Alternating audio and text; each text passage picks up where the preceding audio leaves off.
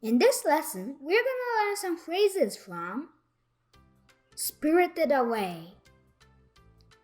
Let's get started. The first phrase is すごい名前、神様みたい。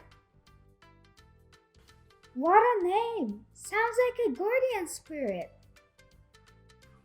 すごい means great, amazing, terrible, horrible, and so on. This can be used in a good meaning and a bad meaning. For example, すごい映画でした。It was a terrific movie. すごい嵐でした。It was a terrible storm. And we say すごい. That's a compliment, meaning awesome or wow. Then, let's start speaking practice. I'm gonna read the phrase 3 times, so please read along with me. すごい名前、神様みたい。すごい名前、神様みたい。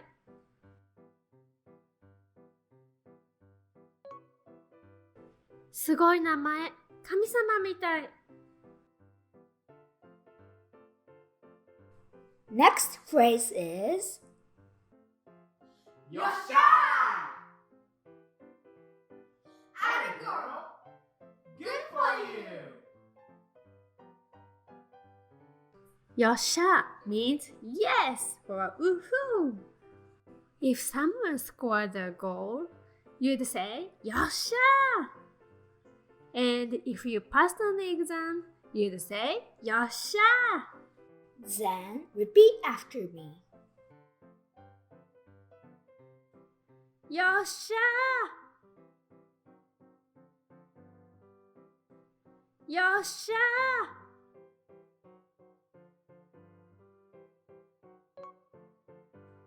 よっしゃ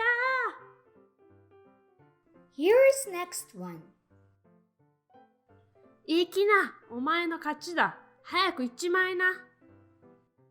Alright, you win. Just get out of here. This is the scene where Yubaba loses a bet and Chihiro is leaving. Teshimau, chau, meaning to finish completely or to do something accidentally. For example, もう本を読んでしまいました。teshimau is a polite expression and chau is a casual expression. The phrase 行っちまいな meaning just go is kinda like a dialect, so this has the same meaning as 行ってしまいな or 行っちゃいな. In my opinion, 行っちまいな sounds blunt. And I think that's the exact reason why Yubaba used this phrase to sound blunt. Then, repeat after me. 行きな、お前の勝ちだ。早く行っちまいな。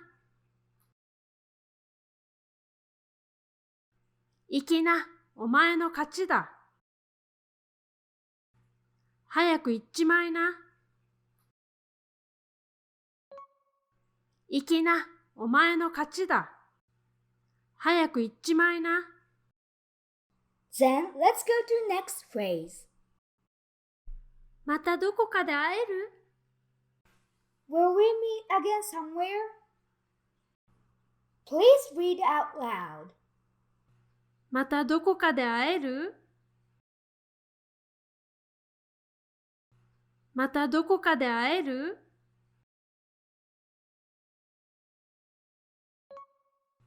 またどこかで会える？ Alright, next one. 千尋、行くよ。We're off, 千尋。千尋、行くよ。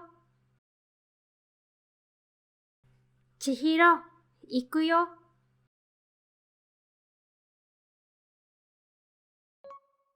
千尋、行くよ。